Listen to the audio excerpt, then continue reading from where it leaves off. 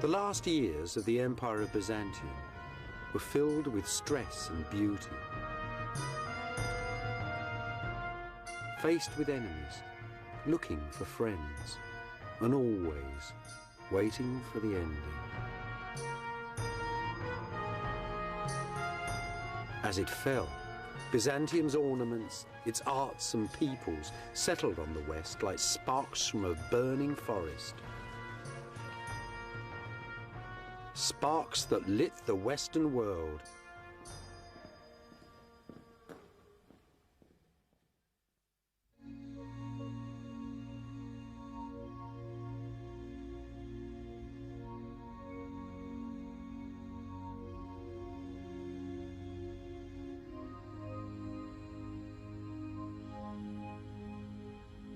I'm standing high above the Golden Horn in Istanbul, in modern Turkey. I'm standing right on the edge of Europe too. That's Asia over there. Now, 800 years ago, from here to the Great Blue Sea was the most famous palace in the world. Its wealth, its beauty, its sacredness was the envy of people from Iceland to China.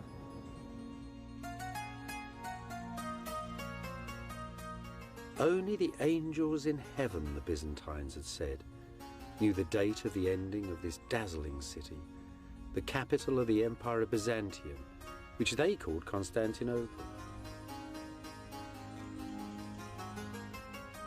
Late in the Middle Ages, though, in the last 2 centuries of Byzantium, when the Crusaders had half destroyed the city, and with the armies of the Turkish sultans closing in upon its walls, you didn't need to be an angel to know the end was very close. The broken Empire of Byzantium prepared to face its destiny. The emperors moved their palace here, to Vlakanai, right on the city walls. Here they could face all their enemies, the Turks, the Westerners. Here too was a great church and a most sinister prison, where half a dozen emperors were executed or blinded in terrifying family feuds.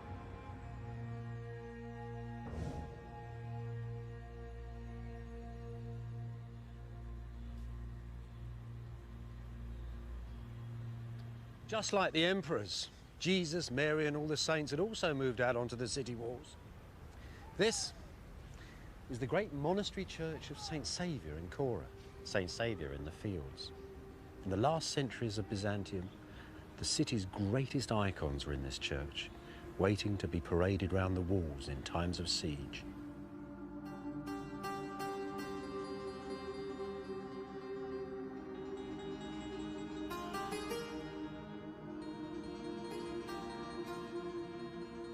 St. Saviour's was Byzantium's last masterwork, a jewel box set beside the city walls. Inside these little city churches, many people found their individual answers to the most terrible dilemma that any culture has to face: the threat of annihilation, of the death of a nation. The imperial crown was stored here, alongside the holy pictures. It's said that on the last night of Byzantium, on the 28th of May, 1453, as the Emperor Constantine Palaeologus was praying, the Virgin Mary came down from heaven and asked him to return the crown to her, as God withdrew protection from his holy city.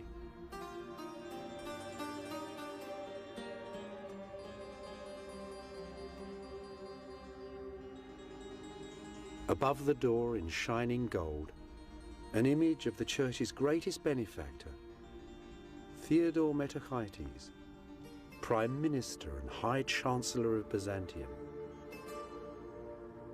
Look at him with his turban and his caftan. The very model of an Eastern gentleman. Yet Theodore and the Byzantines were a very ancient people, the living remnants of the world of Greece and Rome.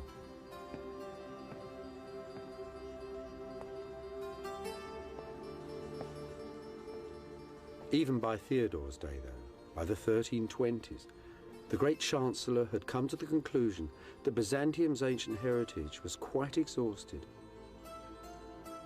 that all one really had to do was to wait and pray and silently endure. His church is a meditation on eternity.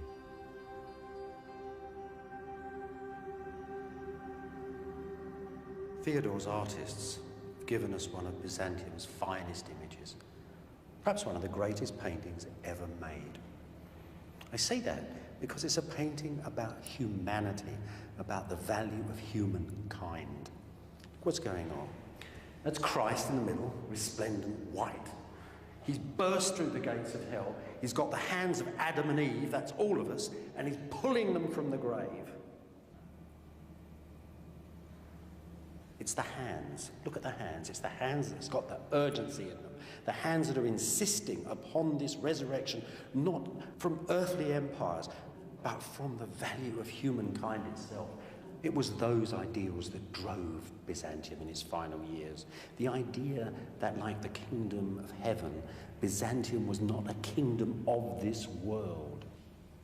It was a belief in the inevitability that the world had a beginning and will come to an end. So when the emperor went onto the walls and took with him the most ancient icons of his faith and knew that he would die, he also knew that he was right.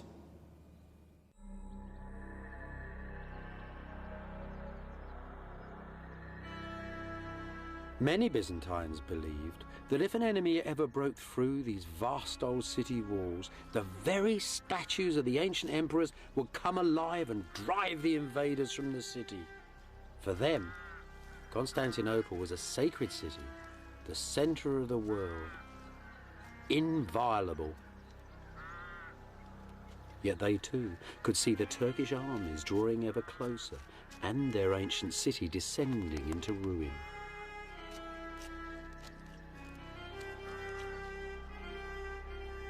By the 1400s, many of Byzantium's brightest minds had left the gathering gloom and darkness of the crumbling city and settled in a fresh new town beneath the mountain tops of southern Greece.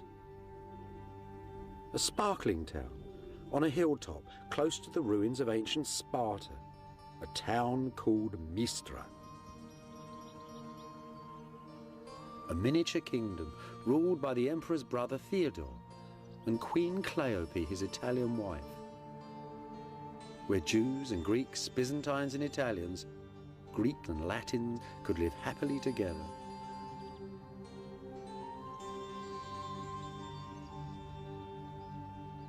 One of the lovely things about Mistra is how small it is, how tiny, how human. Everything here is democratic. As you walk down the street, you'd have bumped into everybody. You might have seen Italian merchants. You might have seen beautiful Queen Cleope walking amongst the flowers. And you might have seen the retired Emperor John, here to visit his family, now a monk buzzing busily from church to church. At the hub of Mistra's life was a charismatic teacher from Constantinople, a follower of Plato, the ancient Greek philosopher, a man called Plethon.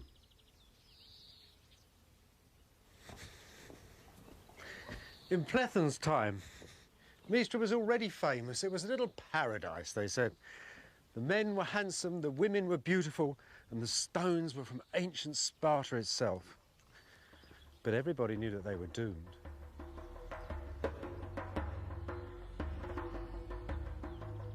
Here, Plethon founded the last academy of Greek philosophy. Here, he taught future patriarchs of Constantinople and future cardinals of the Church of Rome as well.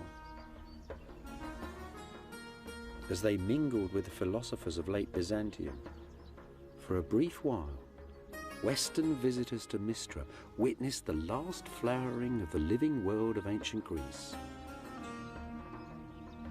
This is the estate of a grand Byzantine nobleman.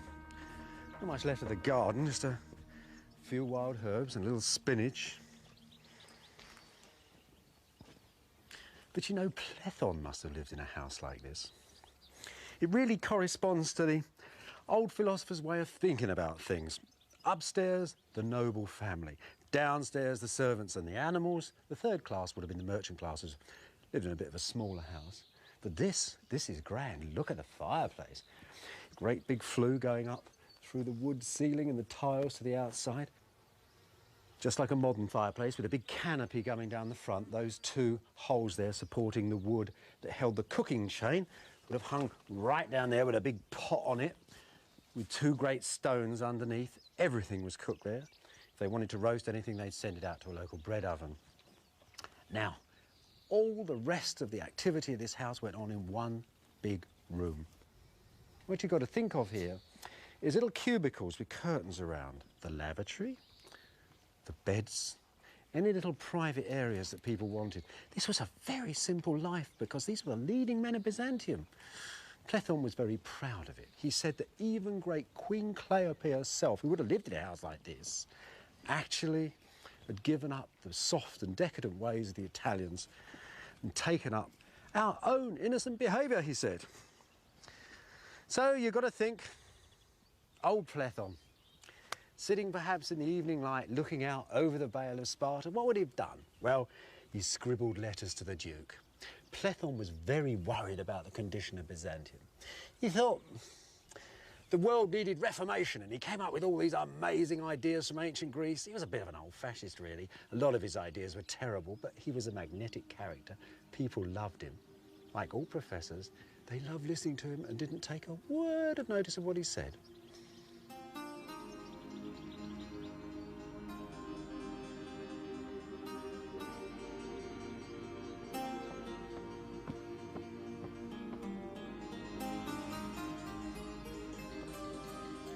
At the heart of Mystra was the court.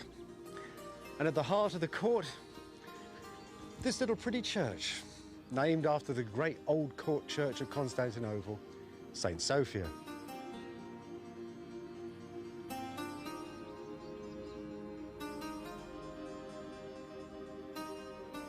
There's not much left here now.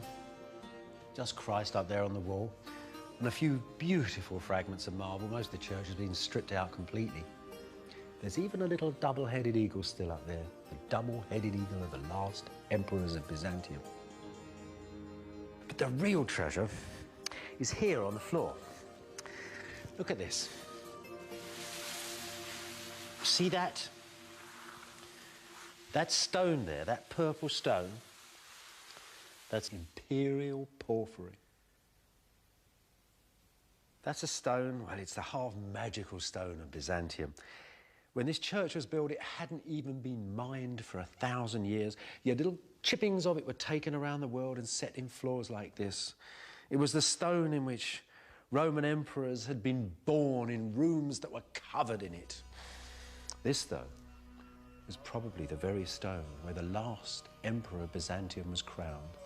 Constantine Palaeologus, the last ruler of Mystra, was crowned here on the 6th of January, 1449. 3 years later, he died fighting on the walls of Constantinople as the Turks took the city.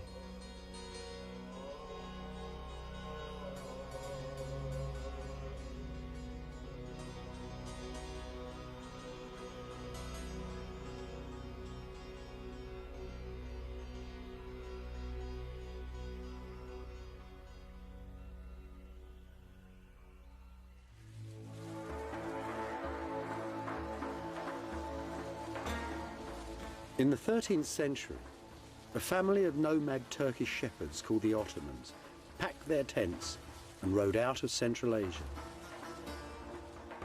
2 centuries later, the Islamic armies of the Ottoman Turks, commanded by members of that same family, had conquered most of the territory of Byzantium and a large part of Southeast Europe too. The centre of this enlarging Turkish empire was a city at the borders of modern Greece and Turkey, the city of Edirne, the capital of the Turkish sultans.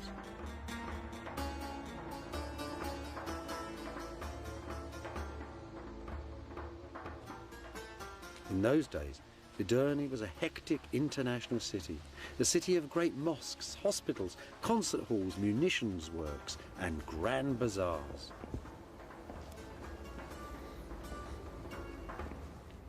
This is one of the colleges of learning at Edirne.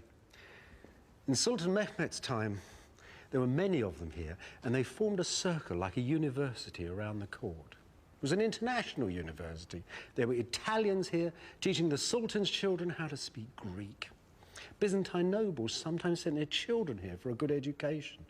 Old Plethon came here as a young man. Here it was, he met Persian fire worshippers who taught him all about their strange religion. Here it was too. He first read the works of the ancient Greek Aristotle. Clearly this dynamic, international, rich, powerful society was far more than a match for the poor old empire of Byzantium.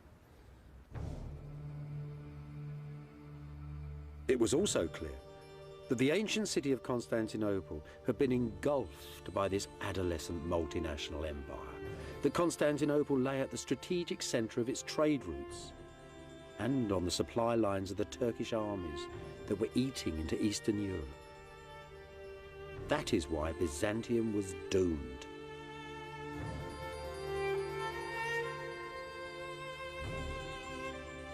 In 1438, the Emperor John VIII sailed out of Constantinople in a last attempt to beg aid from the reluctant West in his struggle with the Turks. After 77 days at sea, the imperial convoy arrived at the friendly port of Venice.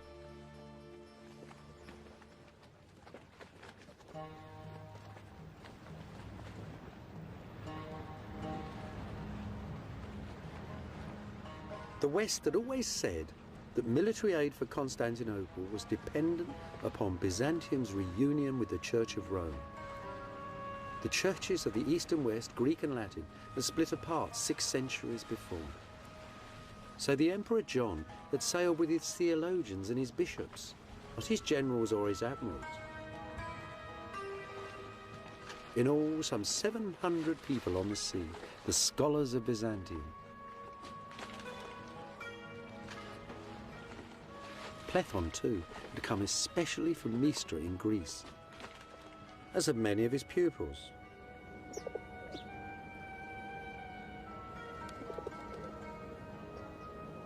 The most extraordinary thing about this gathering, that there were bishops and priests from all the cities of the ancient East, all the cities founded by Greece and Rome, the cities of Alexander the Great, the cities of the 7 wonders of the world, all had their representatives at the council, all at once and all together.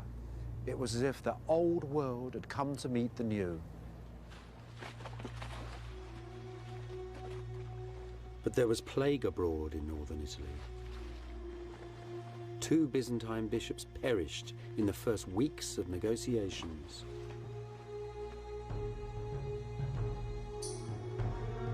The emperor and his retinue rode away from danger, over the mountains and down to the central plain of Italy.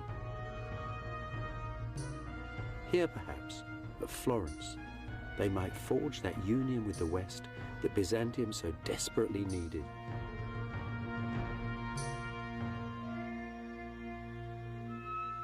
And here, too, they were memorialized in the frescoes of Benozzo Gozzoli, painted in the townhouse of the Medici family, the bankers who were sponsoring this Council of the Churches. That's John VIII, John Palaeologus from Mystra, Emperor of Byzantium, come to the West to seek aid. He'd ruled 12 years at this point. And when he got here, the Florentines, those dedicated followers of fashion, thought he was a knockout. They had never seen turbans like that or crowns like that. The jewellers liked it. The Florentine weavers liked it. The painters liked it. This was a man whose dress and demeanour influenced fashion here almost for a century. They didn't like him much, though. They thought all the Greeks were haughty, sarcastic people who seemed to be laughing at jokes that they wouldn't share with the Florentines. Didn't like them at all, really. What they were experiencing, actually, was a typical Greek thing. It was the full force of the divine right of kings. See, in the West that had rather diminished. The West that had pinched the idea of the emperor had now taken to electing Western emperors. They were confirmed by popes. There was common law, power in the West that seeped down and down and down away from the man who now was like only at the top of a vast pyramid of power. In Byzantium, everything resided in the one man. Now, in the West, and here it is, out for a stroll in the country, Cosimo and the other 700 Medici, all on their horses. This is entirely reversed. I mean, here you've got a man who is a banker, a politician, a multinational businessman, you might say. The West was entirely different. The central disagreement, then, was about these different attitudes to power in East and West, about power and precedence amongst the lords of earth and heaven. Most of the Byzantines, though, were insulted at the very idea of arguing about God, whose majesty and dignity was beyond all human understanding. They thought that the clever Roman clerics they faced each day were simply impertinent and immature.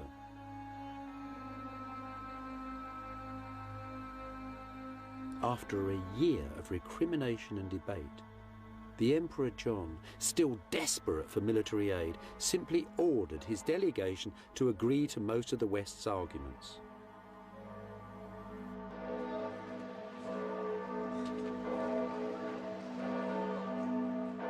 On the 6th of June, 1439, a great Act of Union was signed in Florence Cathedral, right under the huge, beautiful, brand new dome.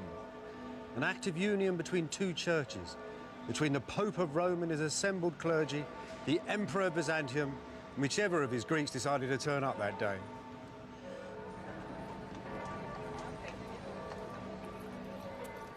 The real buzz in Florence, though, wasn't in the great cathedral, it was in the streets. The Byzantines were here. These weren't the old school teachers that rich Florentines paid to teach their kids.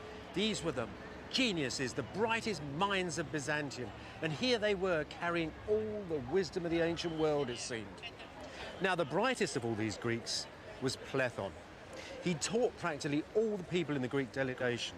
He came straight from Mystery. He was very old, he was 80, and he was as charismatic as ever. He gave lectures here, and the effect was amazing.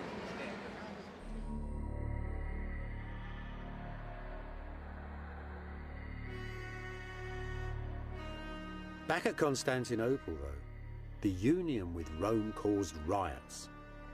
Italian priests were insulted in the city's churches, and Western Europe sent no aid. Disillusioned, disappointed, the Emperor John died a few years later and was buried here in the monastery of Christ Pantocrator, Christ, the Lord of earth and heaven. And at this same monastery, Gennadius the theologian preached that the union with Rome would bring down the wrath of God upon Byzantium.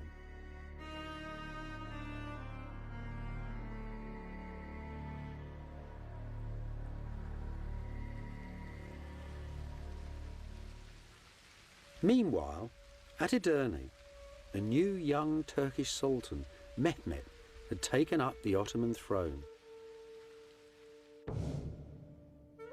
At Constantinople, the new emperor, John's brother, Constantine, soon discovered that he now had a dangerous and most impatient neighbour.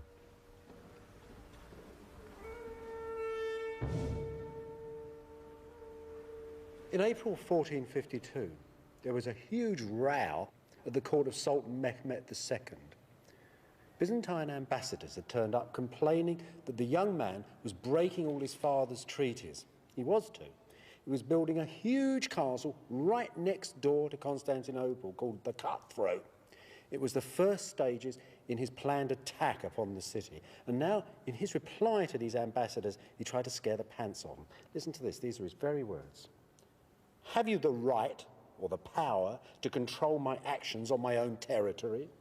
Inform your king that I am very different from my father, that my resolution surpasses all my ancestors. This time, You can return in safety, but the next man who delivers a similar message to me will be flayed alive.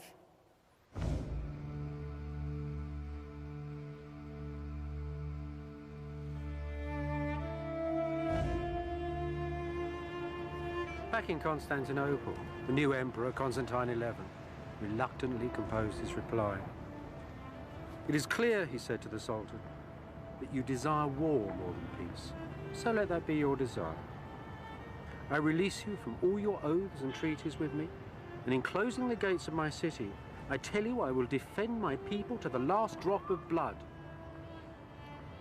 The Turkish mosques in Byzantium were shut. The Turkish troops who were sightseeing in the city were thrown out the gates. Byzantium was at war.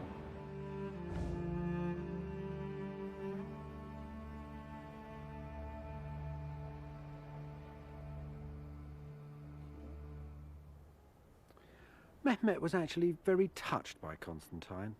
After all, the Ottomans and Byzantines had lived side by side for a very long time. They'd fought together in wars. They'd intermarried. But Mehmet was also very determined. Listen to his reply. "I shall take your city," he tells Constantine, "or the city will take me. If, however, you admit defeat and withdraw, I will give you Mistra and its province, and we shall be friends. If you deny me peaceful entry, however, I shall slay you and all your nobles. I shall slaughter the inhabitants of your city and allow my troops to plunder it. The city itself is all I want, even if it is empty."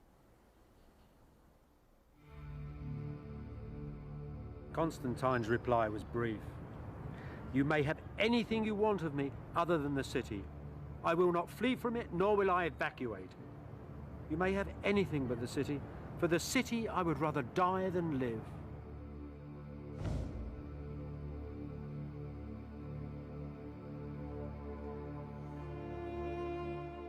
On the evening of the 28th, the Sultan Mehmet addressed his armies standing assembled outside the city walls.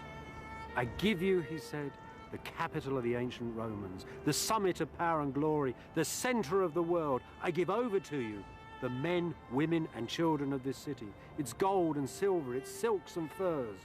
All I want are the buildings and the walls." It really was the standard offer of a medieval commander to his troops before the final assault.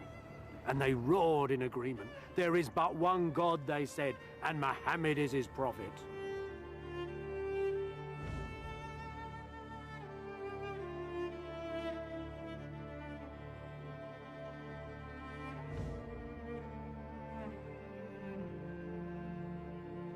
On the fringe of empire, high in the mountains of northern Romania, contemporary Byzantine artists made precious records of the fall of Constantinople.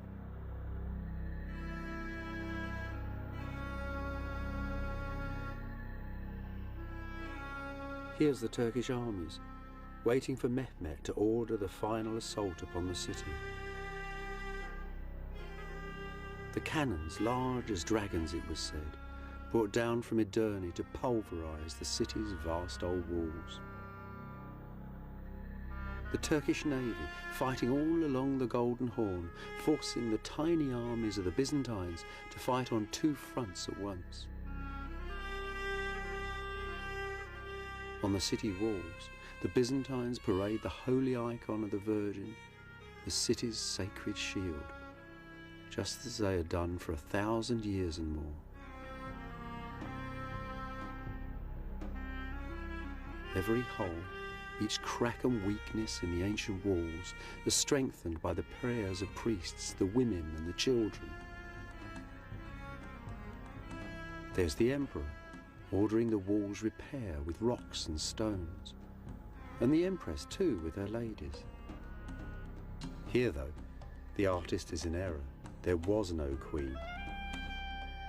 Constantine XI, Constantine of Mistra, was childless and a widower. The last emperor would leave no heir.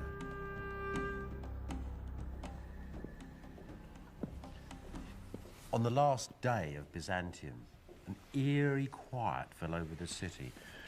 Mehmet had told the Turks to rest for a whole day before the last assault. He gave the emperor time to walk with all that was left of the armies and nobles of Byzantium once again into the great church. And there, after all their arguing at Florence, the Greeks and the Latins joined together in a last service, and the emperor went to the altar and was given the last rites. Then he walked back to the palace, and there he made a speech to his commanders. A speech, you might say, that was the last speech of the ancient world. He encouraged them not to be frightened when the Turks attacked. He said that their ancestors, the ancient Romans, were terrified when Hannibal's elephants had charged towards them, that they hadn't run away. Because they were human beings, people with will and mind, and not given to animal desires, and that he and his commanders had mind and will and God and belief upon their side. It was those beliefs of mind that stem back to Greece and Rome and fuel the modern world. And then Constantine, the 11th of that name, went with his men back to the outskirts of his empire, to the walls now of his city. And there he died, the ruler of Rome, the king of Christendom, and the emperor of Byzantium. What actually happened to him is a mystery. Turkish historians tell us only that the emperor was very brave. That Constantine died fighting by the city gates. "The city is taken," he's supposed to have cried, "and I'm still alive." And he ran off towards the battle and into the flash of legend. The man then killed 10 pashas and 60 soldiers with his lance, and at the end poor Constantine was toppled from his horse and cried to God Almighty, the creator of the universe. And the Turks cut off his head and stuck it on a pole.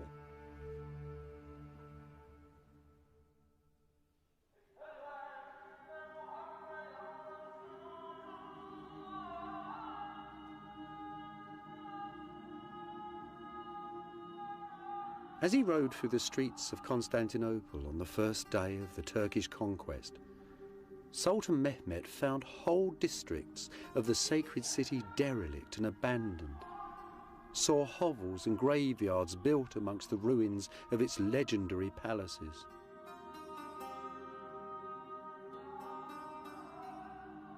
He was awed, though, by the imperial church of St. Sophia, and declared its venerable shell to be a building made for God.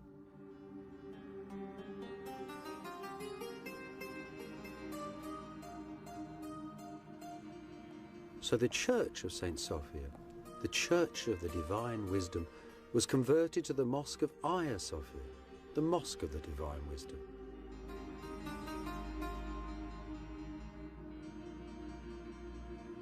Images of old Byzantium had glimmered at the edge of Asia for 1,000 years. Now new ghosts, new legends and new peoples came to haunt its fabled stones. Legend tells that Mehmet rode into St. Sophia on his war horse and placed his finger in this magic column and spun the church around to face Mecca for the call to prayer.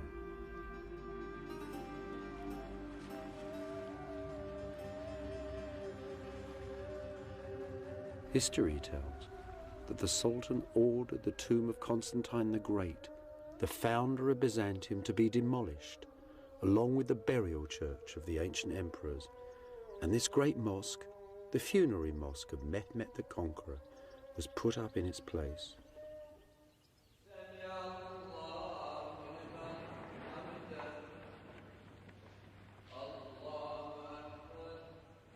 Yet Mehmet, a humane and sympathetic man, still wondered at this ancient ruined city and its unyielding inhabitants.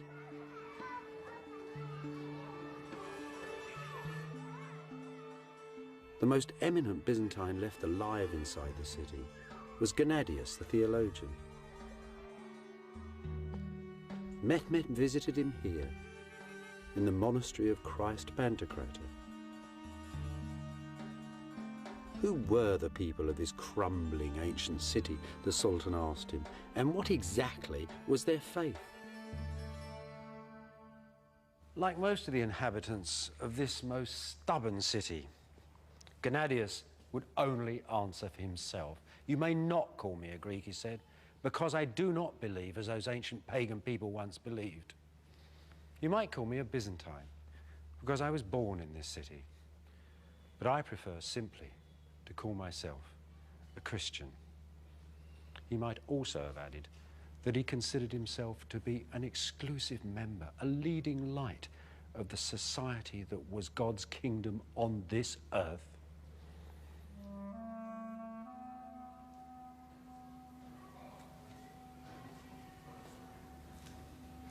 Mehmet was pleased enough with the old boy's answer to give the penniless church a bag of gold, make Gennadius its leader, to give him a white mule, and to give him authority too over all the Christians of his empire. It was an arrangement that lasted for 4 centuries.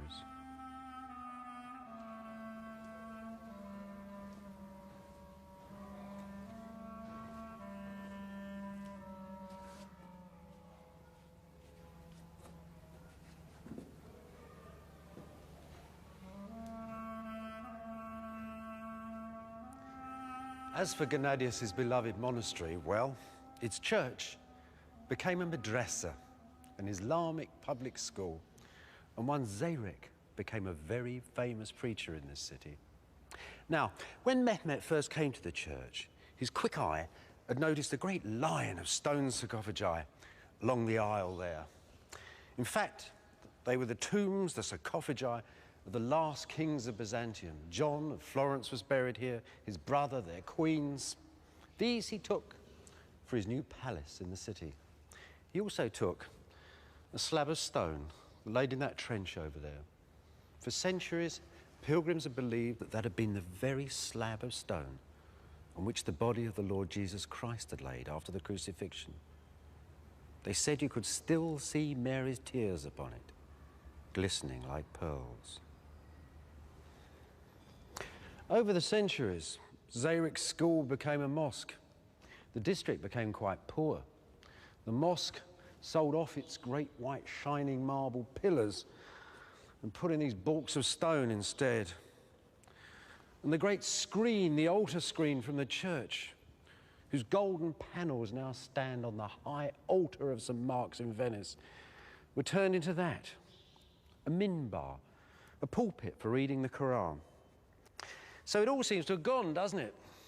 But there's still something here. If you lift the carpets of the mosque and go through to the ancient floor underneath, then you'll see a memory of imperial Byzantium.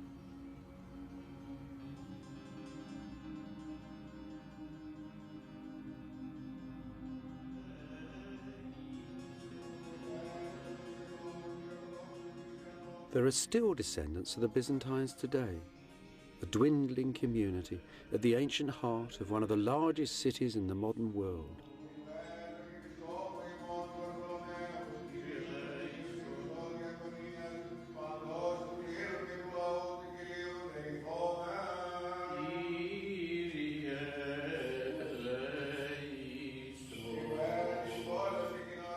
Their worship in this sole-surviving ancient church is guaranteed by the proclamations of ancient sultans hanging on its walls.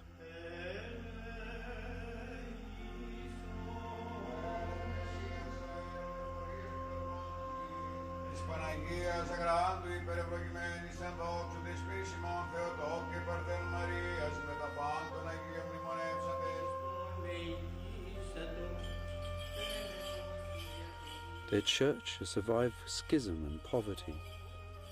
For a while, the deep distrust of Rome led them towards Calvinism. But here they are still, in their holy city, with their own faith.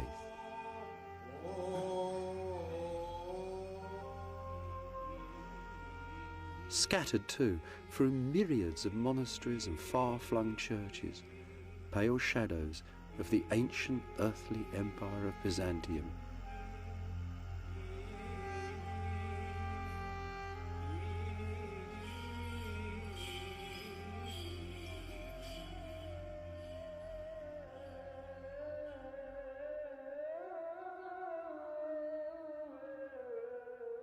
Most of Constantinople's ancient churches, though, were soon converted into mosques. This little mosque was once a chapel in the ancient palace of Byzantium.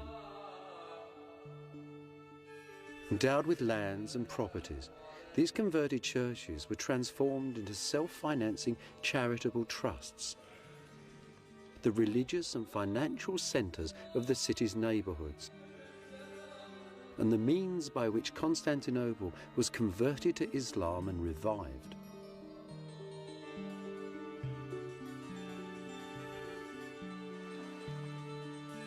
Under Turkish rule, Constantinople was to become a rich and thriving city once again, the centre of a mighty empire, just as it had been 1,000 years before. Just before the conquest of Constantinople, a radical young bishop called Bessarion, Plethon's most brilliant pupil, had returned to Italy and had been made a cardinal of Rome. Some historians detect his portrait in this tragic bearded figure talking with Italian friends, chic young men of the Renaissance, painted by Piero della Francesca.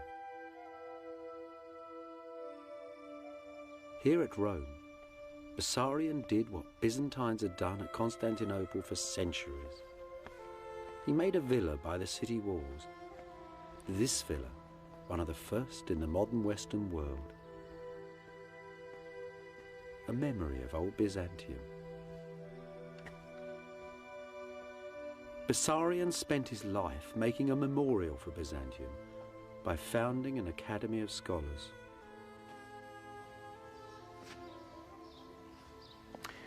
You know, I suppose Bessarion bought his academy here when it got very hot in the summer months. This academy was a group of people who he'd gathered around him. Some were exiled Byzantines, many of them were Europeans, but everybody who could help him hold the identity of Byzantium together for as long as possible. Poets, artists, writers, translators, all sorts of people. Couldn't have been that difficult to find people, because this was a really fashionable idea. Dear old Plethon had introduced Plato to the West. The Renaissance was beginning. This is early Renaissance building. For a few years, this was the coolest place on the planet. So you've got to think, perhaps, this was the place too, where one day in the summer, 1452, Bessarion sat down to write to Mistra. He was writing a letter of condolence to Plethon's sons. The old man had died with the spring flowers in June of that year. Bessarion wrote a letter, such a letter. He said that Plethon had been his teacher, his father and his friend. It was one of the last authentic letters of the ancient world. After that, Byzantium became something to be seen in libraries and museums. Above all, Bessarion preserved the dream. He gathered the pure air of Mistra, the ideals of Constantinople, the energy of ancient wisdom, and made a single beauteous image of that most complicated empire.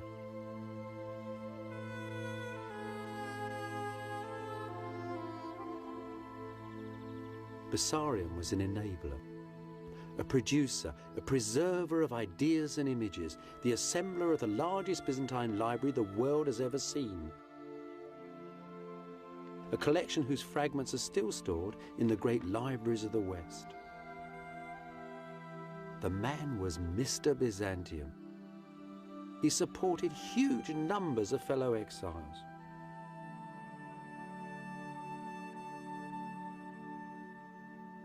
He also used to place refugees all over Europe in jobs. This is a handmade Greek text of Homer's Iliad, made by a refugee from Mistra. And in the front of this beautiful volume is a picture of Homer wearing a Byzantine hat.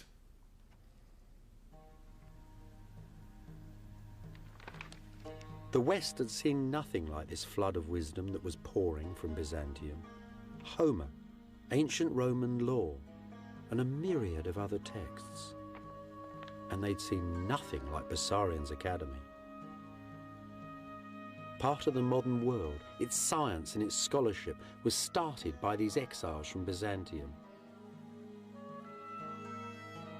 Plethon and Bessarion first taught the West old Plato's heady individualism that so fills the modern world.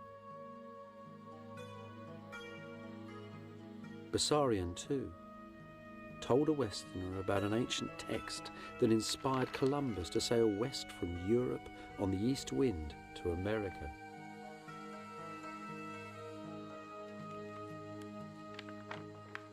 There is, though, a deeper and yet more fundamental legacy. A vision of a universal order that stretches back through Byzantium, through Roman Greece to the Bible and the most ancient East. A vision that still fills the world today. A vision that exiled Byzantine artists drew out for us in dazzling detail at Voronezh, the most beautiful of Romania's lonely monasteries. See that cross there in the middle? That's the cross of our Lord standing on the holy throne of Byzantium, the center of the world. To the left is good, paradise. There's all the lords and ladies of Byzantium pressing through the pearly gates. On the right, hell, the Turks and everybody else, all the bad people struggling to get out. Good and bad, plus and minus, past and future, with heaven above and hell below, and pure energy at the center. A structured universal order that the modern world still understands and uses every day. And if there's nothing there that you can see from the modern world, just look at those demons, as black as SS officers, prodding their victims towards the ovens. That's a hell we've made reality. And look at that over there, in paradise, the tree of life, the center of man's wisdom, the very plant that the god Gilgamesh 6,000 years ago in ancient Ur in Mesopotamia searched for. To him, the elixir of life was understanding. For us, perhaps, it's penicillin. Then again, there's something here that's unique. Above all the bustle of the world, the lords and ladies, the gods and demons, coming through and behind the very scroll of time itself, the Lord of the universe. The heart of the atom, heaven's order in a grain of sand. Byzantium's fundamental legacy, this image of a universal structure. A universal order is as basic to the order of the modern world as is DNA to every individual in it.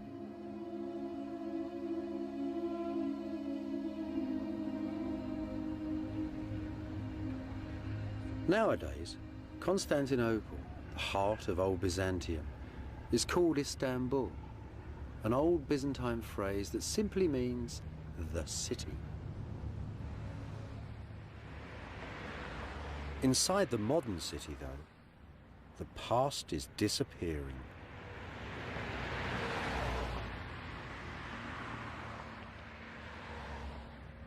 Ruins are often melancholy, but they should seldom make you angry. The end of Byzantium wasn't really brought about by the wicked West or the terrible Turk. Things pass, as the poet said. If the cowboys had never shot the Indians, the Great Plains would not be filled with shining teepees and herds of buffaloes. Nonetheless, we should honor the past and cherish it. It's a memory, a solid memory of our beginnings. And think of Byzantium too, as a flash of silver, as a dream of jewels. There's an image of a god sitting on a golden throne and of an emperor sitting in this palace in his imitation.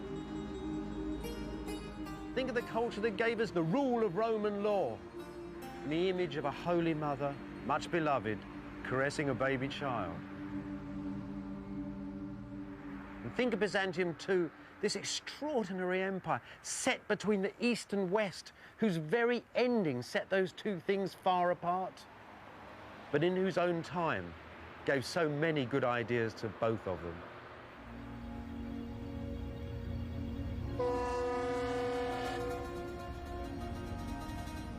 When sailing from Byzantium, listen to the city's fading sounds. Visit in your mind its golden images and all the shadows of its history. And as you wave goodbye, you'll discover that you can never really leave the past behind.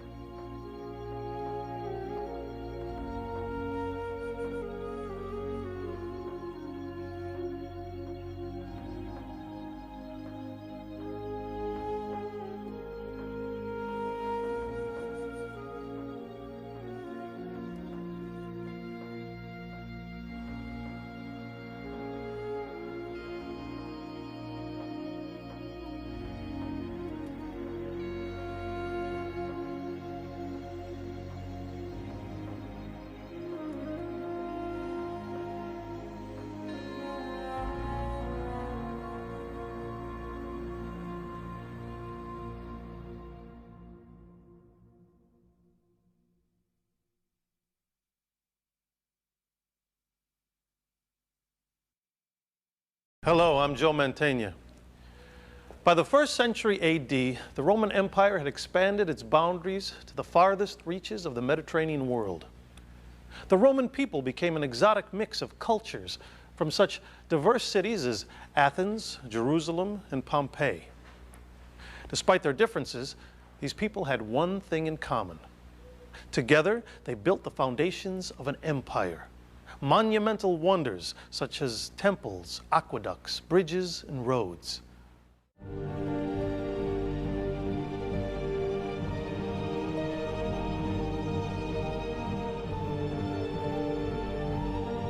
The Roman Empire was a cultural melting pot, a nation of diverse sights, sounds, and smells.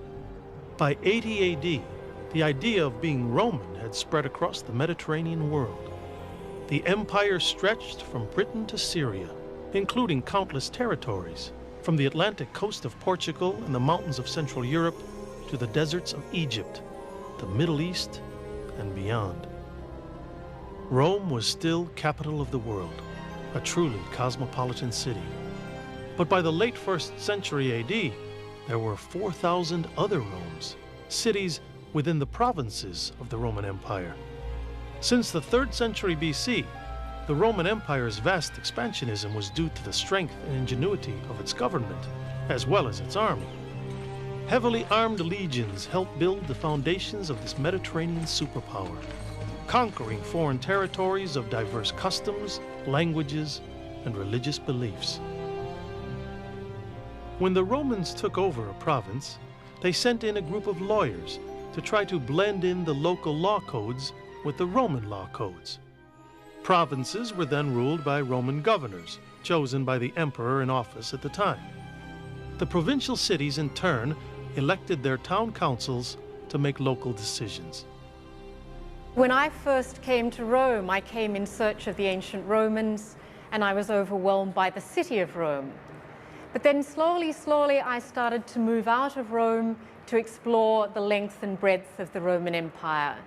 And wherever I went, in North Africa, through Greece, through Turkey, through the Middle East, through places like Syria, everywhere I went, there was evidence, physical evidence of the Romans being there, of those places being part of an empire that in many ways was unified, because you could always recognize Roman buildings in those places.